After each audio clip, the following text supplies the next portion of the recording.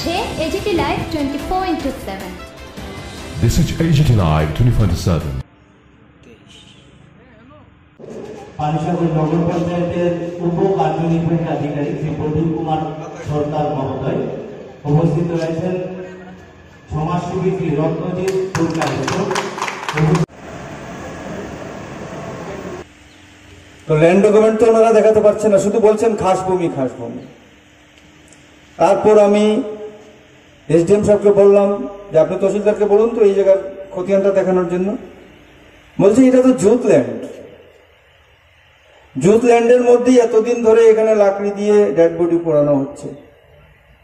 যে মালিক উনি বাধা দিচ্ছেন না। জিজ্ঞেস করলাম কে, বলছেন রত্নজিৎ পুরকায়স্থ, বিশিষ্ট ব্যবসায়ী এবং সমাজসেবী, ওনার এখানেই চলছে। তারপর ওনার বাসায় গেলাম, গিয়ে বললাম আমাদের শেষ ঠিকানাটুকু আপনাকে দিতে হবে। আপনার ঠিকানা ওইটা, আমারও ঠিকানা এটা, সবার ঠিকানা, শেষ ঠিকানা। যেখানে ট্রান্সফার অর্ডার আসলে আর স্টে হয় না, মডিফিকেশনও হবে না। ভগবান পাঠিয়েছেন আমাদের ট্রান্সফার করে এখানে। তারপর বিভিন্ন ডিপার্টমেন্টে আমরা কাজ করছি, ভগবানের কাজ। ট্রান্সফার হচ্ছে, স্টে হচ্ছে, মডিফাই হচ্ছে। কিন্তু ভগবান যখন লাস্ট ট্রান্সফার অর্ডার দেবেন ফাইনাল, সেটা কিন্তু আর মডিফাই হবে না। তো সেই অন্তিম ট্রান্সফার অর্ডার, শেষ ঠিকানা, সেই ঠিকানার কোনো দায়িত্ব প্রভু আপনাকে দিয়েছেন।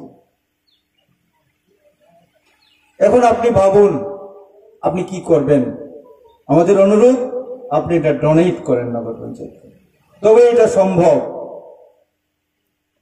উনি কোনো দ্বিধাবোধ করলেন না, বললেন না যে আমাকে সময় দিন, আমি ভাবছি বা চিন্তা করবো। হ্যাঁ আমি দিয়ে দেবো। আমি 14 লাখ টাকা দিয়ে জায়গা কিনেছি।